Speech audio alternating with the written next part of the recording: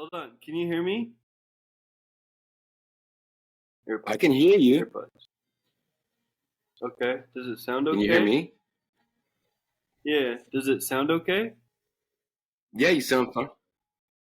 Yeah, it sounds fine. Okay. Okay. How about me? How do I look? Looks good. Looks good. Nice hat. No, it's showing that it's using Yeah, thanks. it's showing it's using the AirPods or the internal microphone instead of my AirPods. So as long as that works fine, then I'm good. I think we're doing good, my friend. How you been? It has been busy. Just like you on the road. It's interesting juggling the balance between personal and roadie life, let alone adding a business and entrepreneurial things, and trying to have enough mental clarity, as you know, to perform at 100% when you need to, but then also to be able to cave and be at 0% when you need to recharge. Yeah. Which, as I've gotten older, I find is even more important. The recharge is equally as important as the charge. You know what I'm saying? For sure. Well, before we get any further, let's just go ahead and I want to give it a quick. Let me set my timer here so we can stay in your busy schedule. I got time. But I really want to kind of go back to little Nick. Yes. And what was I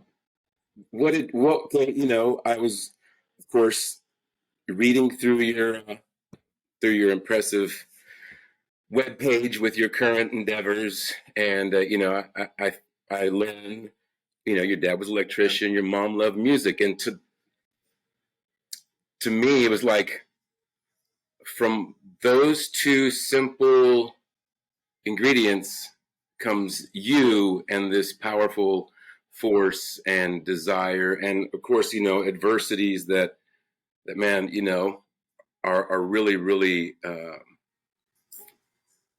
hard and difficult to overcome for everybody, but like for you, it just seemed like a riptide of adversity. So let's go back to little Nick. Where are you from, bro? Where are you from? I'm from a little town called. Well, wait, stop. Okay. First, I should tell people that Nick and I are friends, and Nick and I we go back several years. He's a video man and videographer extraordinaire for many live performing acts on the road today. Dave Matthews, to name a few. Let's see, who was it? Who else was it? Taylor Swift, Rush, Usher, Lizzo, Stevie Wonder, Tom Petty. Yep. I met him during the Soul to Soul tour back in 2000. It was actually the Southern Voice, 2010. Southern Voice. So it was just Tim and the guys in Southern Voice. Got a little gnat in here pissing me off. And he was down front stage or off stage left somewhere, and I'd always give him a wave. You know, I like making friends out there on the road because they eventually become family. So that's where we met. So we've been friends since then, and just kind of kept in contact. He's done other acts, and we've just been doing life as life has to be done, and so now he's endeavoring on a journey. I'm endeavoring on a journey. We come together to help each other's journey become successful. And I want people to know that Nick is a special guy, but I also want to know where Nick comes from. So so I come from a little town called Bonnie Lake, Washington. Right outside, I usually tell people it's by Seattle, but in between Puyallup and Tacoma, if you know those two areas. It's more of a smaller town, kind of city rural, not really, too rural where it's like, wheat fields everywhere, but enough that I remember it was a gravel road to get to the grocery store, and that's all that was there. And now there's 6 lanes of traffic. There's Walmarts, Home Depots, everything, a Costco. Crazy how much it's grown, almost bigger than Puyallup. But so that was me. And as you said, yeah, as a kid, my dad was an electrician. He always, kind of had me around. And I would play, he would show me his craft, right? And as an electrician, it is much of a craft. My mom was an accountant. Mm-hmm. She actually worked for a John Deere dealership. I remember I would, being around the agriculture, if you will. I remember part of my rewards for good grades was being able to have rides on the big tractors. So there was enough agriculture and enough, things around that I got to, have that experience. But between the amazing work ethic of my mom, who would spend all day working and doing her job with dignity and always accolades of her success, to coming home and making a full meal dinner, having all 5 food groups in there, her and my dad keeping me at the dinner table, making sure I eat the full meal, in comparison to the work ethic of my dad and being an electrician. Well, where that kind of comes to play for today was, I was actually a big fan of Garth Brooks. At the time, I didn't really know a lot of Tim McGraw, but I did know Tim McGraw. I remember growing up listening to some of his stuff, which means I was listening to you too, which is, pretty crazy. But I saw Garth Brooks and I saw how transformative he was on stage, and I never was a person to play video games. I was always outside riding my bike, always just building things, doing things. And I remember all of a sudden I connected the two, that I could, my dad would take me to Radio Shack. And I would slowly, start building a DJ system. And I remember my dad and my mom for Christmas got me a microphone and a guitar that had, fishing string as the strings. I couldn't play. I was just too, my focus wasn't there. But what I did is I found out through, going through Radio Shack and building these things, I could slowly start to build a component that actually created something. And so I would slowly DJ, and I had an older brother that, was a little bit of a partier, and he needed to DJ. So little Nicholas, got to go to my 8-year-old brother who's 8 years older than I am, and start to DJ these things. And it was just fun to kind of build those things. And so as I did that, I wanted to keep doing that. I got to, in high school, I was in the video program, through junior high and high school, there was a morning announcement video program, and I was just self-determined. And so, through my advances, I saw there was a gap that needed to be filled, and that was, to help run them. So my dad would take me in 2 hours before school and pick me up 2 hours after school, so I could work on, crafting the morning announcements, which then all of a sudden I joined the FFA program, which is Future Farmers of America. I joined that because the advisor. Yeah. What did you raise? I wanted to know. What did you raise? I started with sheep, and then I did pigs. We didn't have cows yet. So, no, I was just going to say, I remember in high school, the future. I'm from Texas, so it's funny. Washington and Texas would both have, these programs. But yeah, I would remember seeing the Blue Jackets with the gold emblem on the back, Future Farmers of America, the name in the front. Did you have a blue jacket? Yeah. I got a blue jacket. Definitely had my corduroy. Do you still have it? Oh yeah. You still have it? Yep. Yeah, the blue corduroy. Got my blue corduroy. Yep. So you would raise a sheep. You would raise a sheep from a lamb. Yep. And then take it to auction, and then sell it to the highest bidder, huh? And it was was it difficult? Did you develop a bond with those animals, or you just kind of you kind of knew that was the deal. I knew it was the deal. Apologize for the ding-a-ling. I think where because I was so involved with kind of the team and the leadership, I was more interested in the leadership and being involved. And so at that higher level, you kind of, I guess, I didn't have enough time to grow a relationship with the animals because I was more focused on, helping the team. And that was where I kind of got the craft is the advisor saw my work with video productions. And so he actually bought me a camera, not me personally, but he bought a video camera for the program. And I began to, create advertisements and document the events and start to create a buzz for the program. And I was doing it just because, it was interesting to me. But that actually, as that grew, it then became, when I went to college, it became something. So the FFA president and vice president became state officers. So when they did that, they were like, oh, Nick does video. Let's bring him on and he can do the videos for production. And then here I am today, building stages and video walls and doing, camera for Tim and Faith. So, yeah. Right. That's funny, funny how things evolve like that. And then, I was just reading through again some of your things. Backtrack just real quick. Apologize for some of the house noise here. I'm in a real life situation on the front lines here with people leaving. My friend just decided to show up and cut my yard. So thank you, buddy. But it's a real life situation, right? There's no. That's part of living. Here. What was your favorite God song? Exactly right.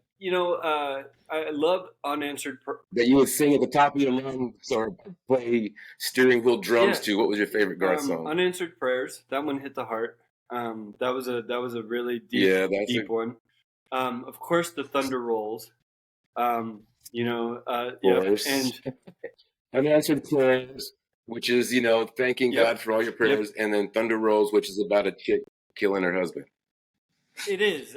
What's funny is I don't remember that part, but I remember just I believe that was with the music. Yeah, I believe that was the song where like he'd get rocket shipped over the drum set, and like that was I remember those type of things, and like he would get launched over the drum set. That was so.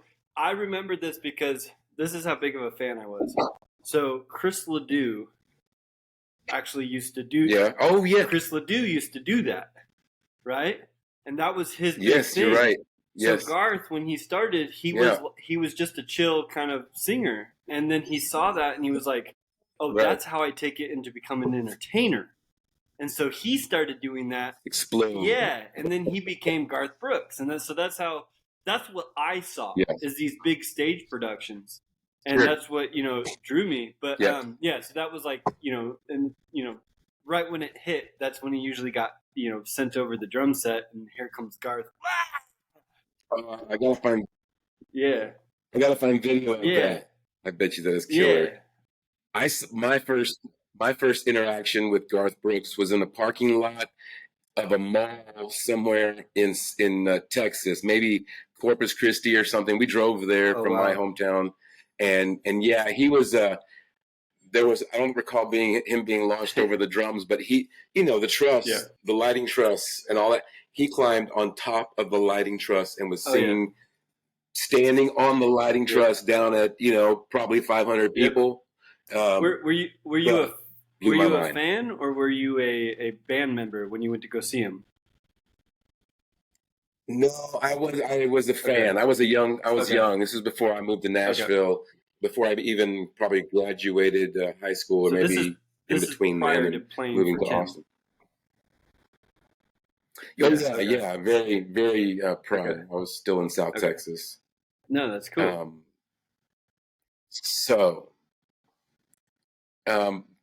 Let's see. I'm gonna pause this real quick. I'm gonna let it run. I gotta get my cord. Of course. No, you're One good. second.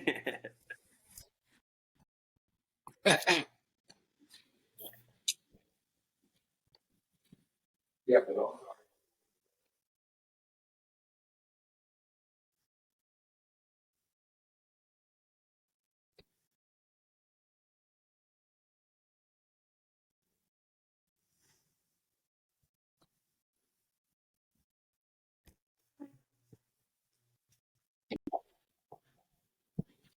All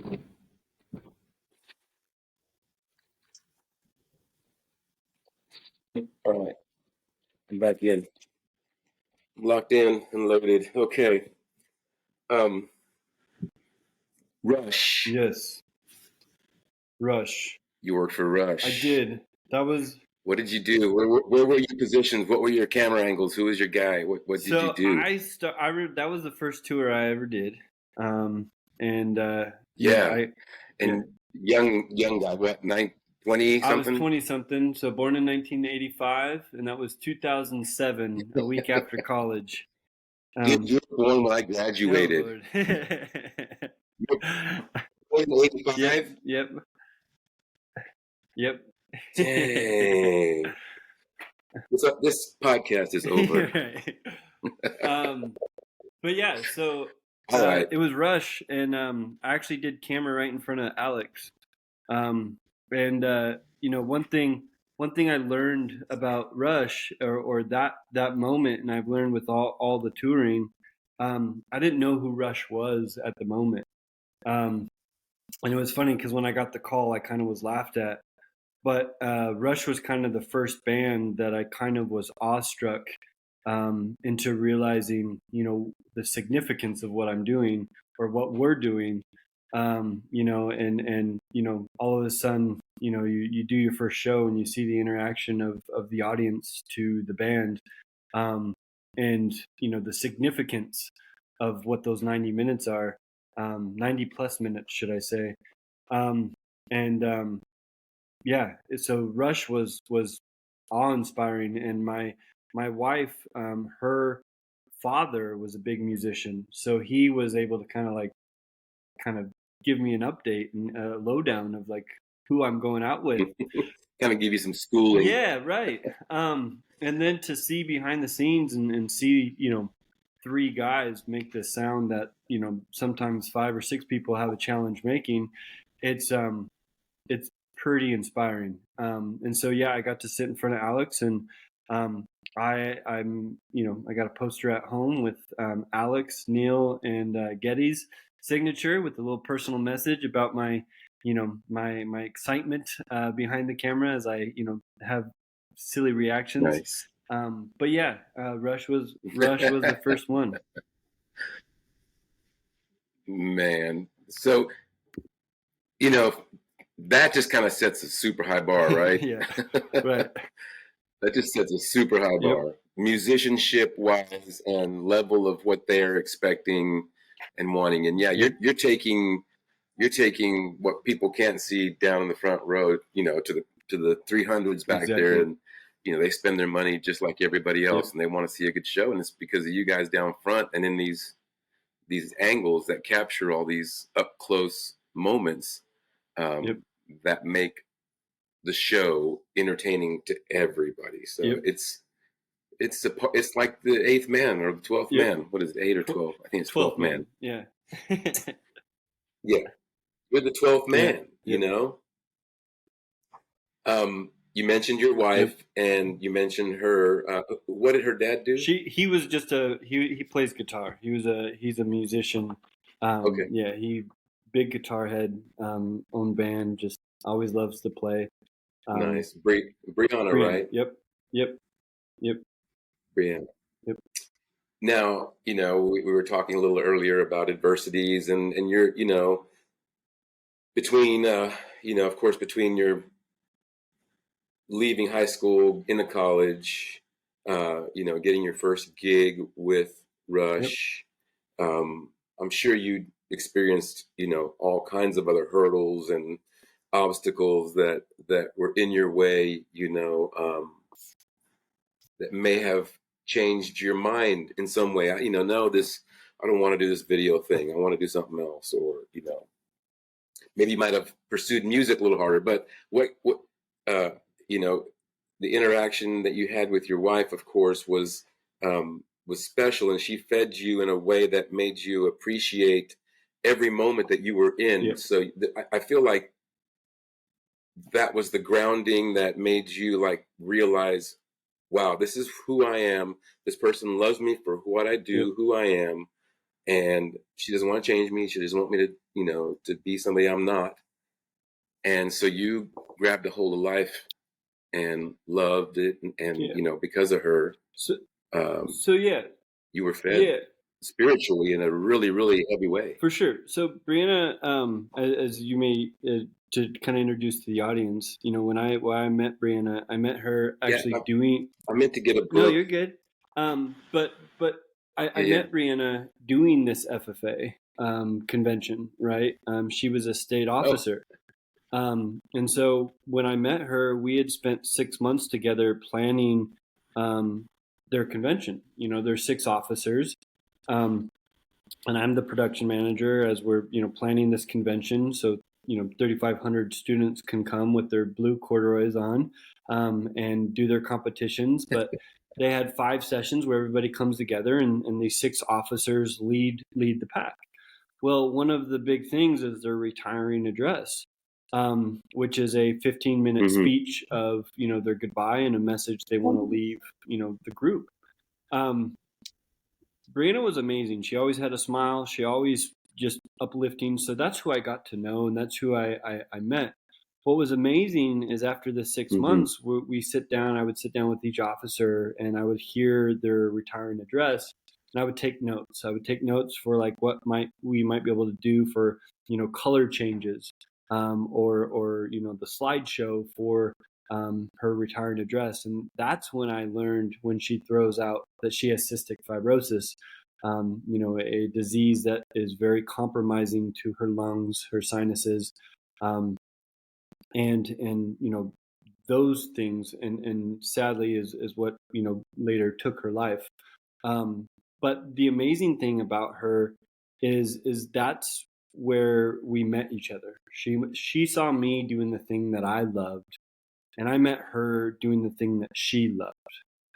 And one of the things we did when we met each other and when we started doing this is, and I remember telling my cousin this as well, is, the things that we do in life for our career is just as much, if not more, a longer relationship than those that are around us, right? So those that we love. And so I made a pact with her that said, here's the deal. I love what I do. If you support me, I will support you in whatever you love, no matter how challenging it is. Because just as much as I want to love you, I also love what I do. And I want you to love what you do just as much as you love me, right? And so that's the start of it. Mind you, she was a very superheroistic human being. So some of those things came a little bit easier than most. There was tons of learning. There was a lot of ignorance as a young kid, not knowing what I was putting myself into. When I say putting myself into, I mean, I remember calling my mom and telling my mom that I think I found the person I was, meant to be with. And she was like, well, are you sure? Because she's going to eventually pass from that. She's not going to live forever. And I was like, well, Mom, you taught me to love them for who they are, not for, the things around them. And to be honest, she's just, I wouldn't, there's no other way. Like this, I'm being told. Yeah. So that's where we went. And we dug in, and, so when you say, the support of the career and those type of things, we loved each other enough to be able to admire and desire the love each other had for what they love, right? So Brianna loved to be a veterinarian and animals, so she had those everywhere. And, I did everything I could to encourage her to do that. And she did the same thing with me because she saw the love I had for what I do. And so, that's kind of the long answer to the short question, but the real answer. That's isn't that what everybody should have? Somebody. It doesn't matter how long we're here. We're all gonna die. It doesn't matter how long we're at a certain level of our job or in our life. Everybody deserves to find complete and 100 and 1,000% happiness. And if it's only, it would almost seem more logical to say, you only have 30 years. Yeah. Imagine how those 30 years would be, as opposed to, I mean, we know how many years, or we kind of guess how many years we have, but I don't know that I would have, or anybody would take them as much for granted as we do. Yep. If we knew from today till 30 years from now, you have 30 years to live. For sure. So you taking on that love and that,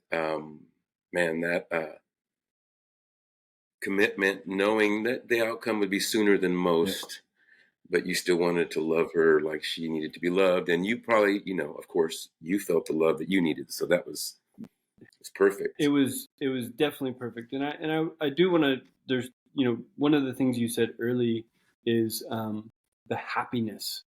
But I actually want to kind of put a twist to that. I think one thing that we have in our world, especially with social media, because we've been a little bit removed from each other than we should be. We're humans of connection. We want to be desired. We want to be a sense of belonging and connected, especially with our partner.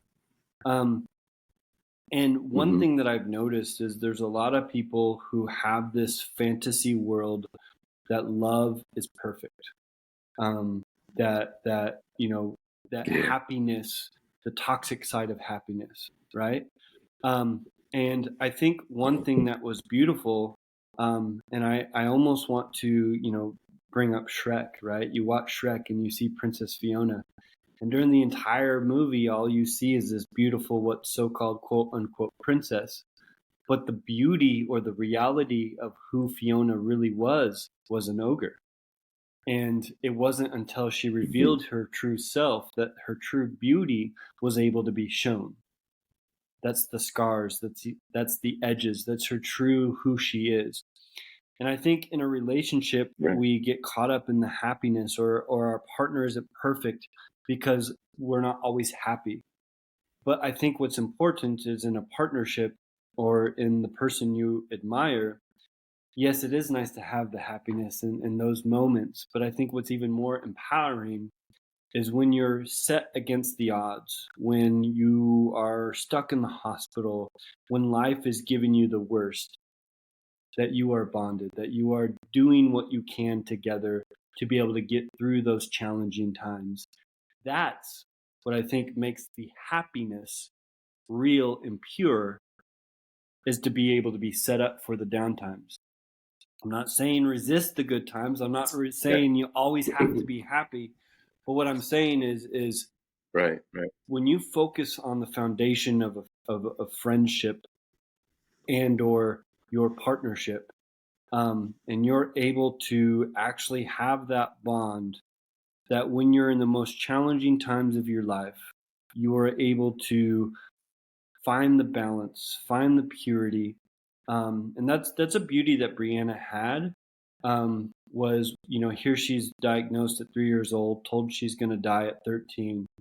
And instead of giving up on life, she said, well, okay, I got 13 years to live. So that means every single day I need to act like it's my last. So the other thing you had said is, what if we lived, that 30 years, or like Tim McGraw's song, right? Live like we are dying. It's so true. And what I like to point out is, Brianna, life is like an hourglass, right? For most of us, we don't see that hourglass. But for Brianna, she was revealed. She got to see that sand, right? She got to see that sand run out. And that all of a sudden gave her an understanding, or a bigger appreciation, or a gratitude for the little things, right? So that kind of helped create that perspective of life is happening for us, not against us, and the good over the bad, cup half full over half empty. So that was the purity of that. And so, she lived till she was 30 years old. So she outnumbered the death sentence. Yeah. So could you imagine after Yeah. 13 years old, there's 15 years there where every single day she was gifted because she was told she shouldn't be living, right? So, what if, My, yeah, no, go sorry. ahead. No, go ahead. I was just gonna, You I go was ahead. just gonna say, like, what if we live that way? And that brings me to, my, a little bit more. So I lose mom in 2012. She passed from cancer. And that was kind of our wake up call. Mm-hmm. In 2017, Brianna passes from her known Mm-hmm. disease, cystic fibrosis. Um, and then for me, 2 years after, I wake up and the left side of my face is paralyzed. I thought it was a stroke, but they call it Bell palsy, and it's Mm-hmm. come back, but there's still, implications from it. But it was kind of a Mm-hmm. weird moment for me, and kind of that wake up call. Here you think losing my mom and then having the amazing experience with Brianna and losing her would be enough to take that message and take it in. But it wasn't until that happened to me that I realized that, there was, stress was the most micro, or the only thing that really, quote unquote, was deemed to be able to cause that. But it was my realization, like, Mm-hmm. oh, wait a minute, like, life is so fragile. If I can just wake up, I'm a healthy person, or what I believe is a healthy person, young, I can wake up and the left side of my face be completely paralyzed. Then what about my brain? What about my heart? What about my lungs? What about all the other things that we just spend our lives, completely, thinking that is, yeah, Taking for taken, granted, yeah. overlooking. Yeah. So that's, You know, yeah, so, all this has happened about that time, COVID hits, and you're what you've been doing for the last 15 years or so has now come to a complete yep, halt. All the trucks are not moving, no more buses are moving because now COVID has kind of hit the world, yep, and no more public appearances by anybody. anybody. And so, again, another blow to Nicholas Strand, and instead of you know rolling up and kind of just maybe taking your toys and going back home, you decide to launch or write a book and launch this huge brand with like every Yeah, penny every penny you had saved. You decided you're going all in, and ladies and gentlemen, he has oh, gone thank all you. in on this. Definitely devoted to this passion. Yeah, He's been shown and discovered through all of his adversity. Explain yeah. to us a little So about that. obviously, when I lost Brianna, it was, and it was challenging. I deemed it kind of like dropping a vase. You have this beautiful art piece, and then you drop it, and it's just pieces shattered, Mm, and you're going to be able to put it back together. Life is going to be able to be there, but just like any piece of glass or any vase, there's going to be scars, there's going to be gaps, there's going to be holes. And so that's what I started doing after she passed, is trying to figure out how to put this life back together.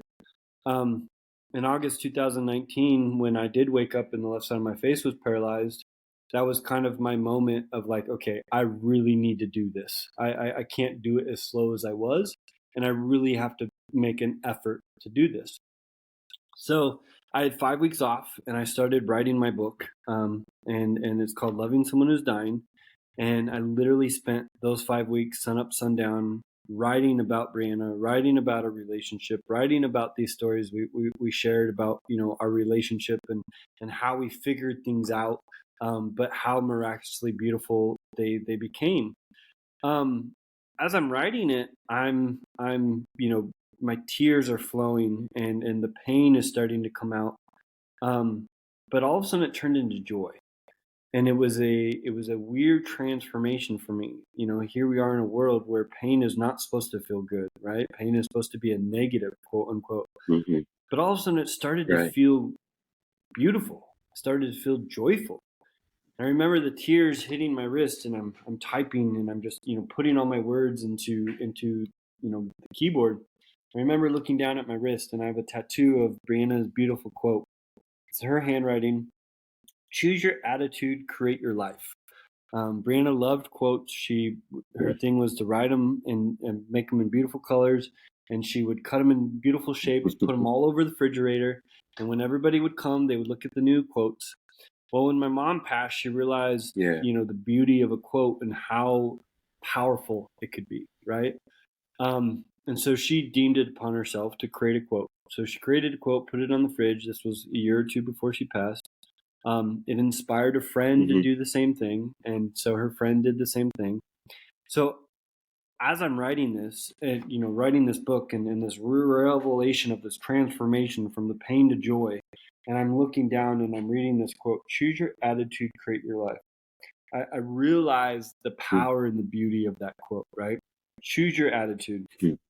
We have the beauty to choose the attitude, how we take life, right? Do I look at Brianna's death as a negative and be sad and mopey? Or do I look at it and look at the amazing experiences or the memories or the lessons she's taught me? I'm not saying remove myself from those emotions of sadness, but what are those emotions of sadness telling me, right? What am I missing? What is those things that she taught me? Why am I so sad that she is gone, right? And as I learned those things, I started to create a life, right? I started to create something. I started to transform and build. And so that's when I was writing a book, and then with the book, you got to have a launch. And I put Brianna's name on a shirt. And I remember a friend of mine going, well, Brianna's beautiful. Everybody's going to connect to Brianna, but not everybody can connect to Brianna. Everybody's going to be able to connect to choose your attitude. And I was like, oh, you got something. So I put those words on a shirt, and at the moment, I had just sold the house that Brianna and I lived in, so I had a little extra cash. I had another 12 months lined up for 2020 for Dave Matthews Band. I'd been in the industry for 15 years, so why not invest in myself? I got to. Sure. So after Brianna passed, one of my only things that still existed and still was upright was my work family. I remember the first thing that I did after Brianna passed is actually, I remember I saw you guys at the Tacoma Dome. It was the Soul to Soul tour. And I came to see you guys, and it was the first time that I got to, I hugged everybody and I got to see everybody. And it was one of those things of like, okay, the ship is still upright. There's still some pieces that are still existent. And I think the challenge for me was in 2020 when COVID hit, it stopped all the work. So we didn't work for a while, but that also kind of took away that only thing that existed, right? Which was, the touring life. And so that was a big scary moment for me. But with that, I inverted it and put it all into the brand. So I started Choose Your Attitude. I started the brand. I started to do the podcast. But it was kind of a struggle because we didn't have, money was even tighter. We didn't know. So I've been struggling through that COVID years. I had to move back home and to my where I grew up. And I started a kiosk, and I was pushing through. Rewind to right now, or fast forward to right now, and I took some time to be able to find Nicholas and to be able to put Nicholas back on place. I've got the brand moving again, and it's just sharing that message with the world and helping people find their transformation. And what I like to remind people is like, it's not about my story. My story is just a mirror image of everybody else's story. And everybody's got their challenges or their, story to share. And my hope with Choose Your Attitude is to help people find that transformation in their most challenging times and be able to find that, that gold or that the reason to live, the reason, the attitude of life, and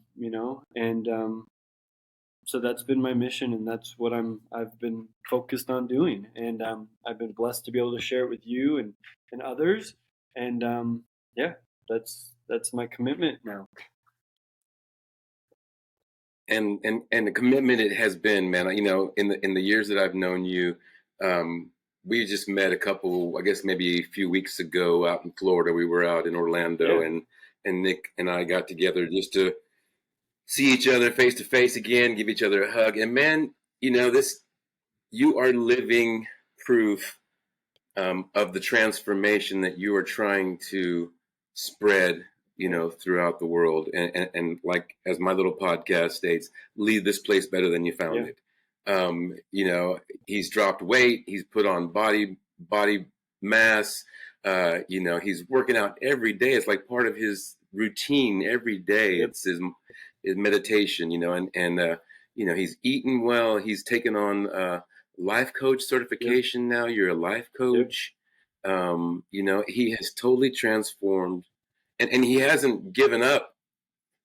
Nick, the videographer, the guy on the road, he's still doing that, but he's taken that the choose your life, choose your attitude message is bleeding over and is spilling over into that world as well, because people see the brand on him and he ask questions, and he's happy to share. But he is totally just transforming his life, his world. He's choosing his attitude, and he's making a difference in many people's lives. Maybe not at the level that he wants to be, in the brand world, because he's still working and still pushing and still creating, but just in friends and people that he interacts with on a daily basis and who've known Nick for 10 or 15 years, we see the change, we see the transformation, and it's amazing. And yeah. you're practicing what you preach is my point. So it's 100%. When I hear you talking to me, it's 100%. I don't think you've just been sitting at home reading books and doing internet for sure. searches and coming up with all this. You're transforming your own life. I am. I see kind of a gift that I feel like I'm I was gifted, right? I was gifted kind of this second life lesson of, here I am, living the extremities or the privileges of life on the road, and learning all these different things in parallel with the extremities of, Brianna and her life-altering disease, and to have that knowledge, to have that experience, to have that love, to have that. I don't want to use the word success because it feels very kind of, but success, I guess, in doing such. I just, it's my role or my way to give back, but also to learn and to hold myself accountable. And as you said, one of the gifts I have found in myself is, when Brianna passed, I tried to find a hobby that I could travel with. And come to find out, it was fitness. There's always a gym in a hotel. There's always a gym a mile away. And I began doing that, and since Brianna passed, I've been committed to it, but even more so in the last year or two, where I've literally went to the gym every single day, and I do it as a form of mental therapy and mental challenging of the exact same thing of the choose your attitude, create your life. Going in and feeling down at times and feeling like I don't want to, but realizing that if you work through it and you sit within the pain and you kind of push through to be able to unwaver and find yourself, as soon as you hit that transformation, that feeling is so remarkable. And so that's what I have been doing. So it's just a invert of what I'm doing to try to help teach others. Because the goal is I hope that people don't have to have the life-changing things of losing people in their lives or having those altering diseases, or even, having to have half their face go paralyzed. My hope is that I can inspire people or our journey can inspire people and make a great impact to help make a difference. Yeah. You described the gym as I like this, a sanctuary where discipline, consistency, and motivation empower me to show up daily. Yes. Surpass my own limits and constantly raise the bar. That's a pretty good pun too, if you think about it. Raise the bar, exactly. do some little chest presses, some shoulder presses. Exactly. I mean, it's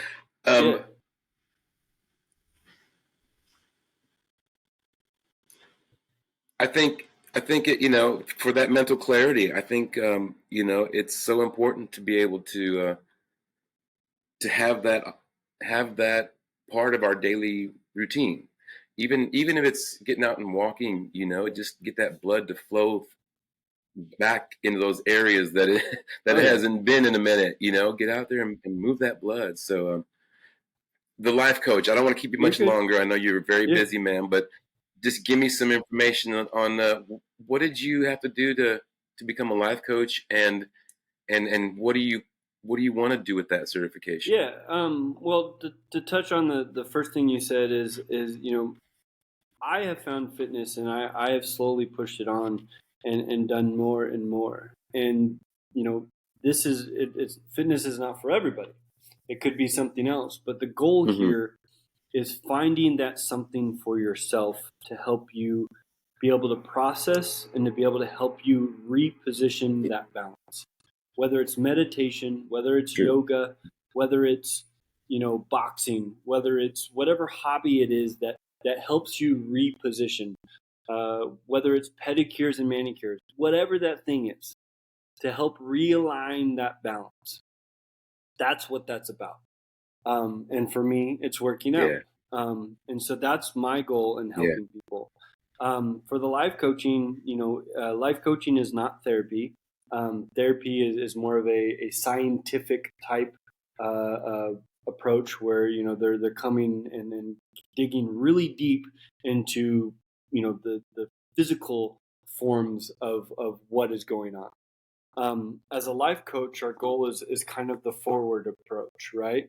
So what we're doing is we're taking the past, or we're taking your current challenge and helping you find ways to be able to process it, to be able to find that exact thing. What is that thing that's going to help you process, what's going to help you stand in the pain a little bit and transform and find that thing that makes you feel good, right?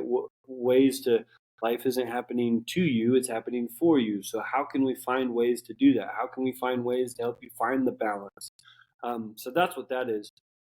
My goal is to, with the brand, to be able to help share the message, but then at the same time, I'm starting to keynote speak and share the message with bigger groups, and to be able to help people one-on-one. At the end of the day, I would love to be able to touch the world. But even more so, what excites me is to be able to hear how impactful this is for every single person that it impacts. And so if it's one person that I completely transform, or if it's one person a month or whatever it is, every single time I hear that message, it's so inspiring. And I learn so much about myself and learning about others, because our perspective is only our perspective, right? Our journey is our journey, and everybody else has a different perspective or a different way of getting there.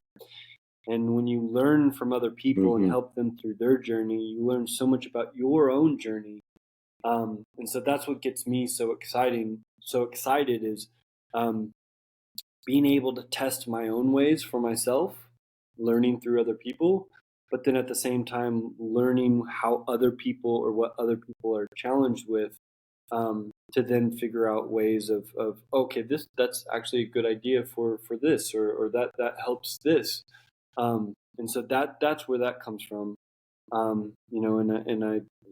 love hearing the impactful stories or the communication, when people wear the shirt or wear the brand. hearing the conversation that it creates through other people. It's just, inspiring to keep going. And, I think at the end of the day, it's what Brianna would want, and is what I do. So I'm excited to be able to continue that. Man, if there were anybody, that I would like to take life instruction from, it would be you. I think you will be a great coach. We've all been through crazy things, but I think your moxie, to find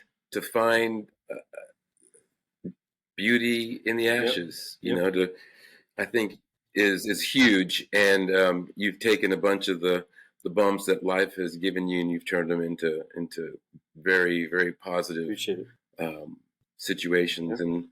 And I know that, because I always believe that, if we're passionate about something and we work hard at it, we will be successful. And I know that you will be one of the premier motivating brands out there, because you have a passion and you have a love for it, and you work like no other, man. Thank you. You are a worker bee. Trying, yes. Right. And where if people want to know more about Nick, because really, we've only scratched the surface of Nick Strand and all he's able to bring to those who need a little bit of help and need some advice or some guidance, or maybe even a company who needs some motivating in an area. He can come in there and see what's going on and help out. Where can they find more information about you, buddy? 2 different websites, both of them link to each other. Either chooseyouratitude.com, which is the brand website, or my personal one, which is thenickstrand.com. And of course, there's Instagram and socials. The Nick Strand is my social platforms. And then for Choose Your Attitude, it's Choose Attitude, Create Life is the handle for Choose Your Attitude. So, but yeah, I'm thankful to be on here. It's so good to always talk to you. I'm just open to anything. Well, man, I appreciate that very much, and much luck to you and all that you endeavor and touch, and in your efforts to help others around you, and to make people's lives a little more tolerable, because, man, sometimes they can just be wacky crazy. Yes, for sure. And to just leave this place better than you found it. You know what I'm saying? I think that is an admirable trait you have going on there, Nick. You. So thank you so much for being here. And you guys find Nick, learn more about Nick. I'll put the links to his pages and his .coms in the description.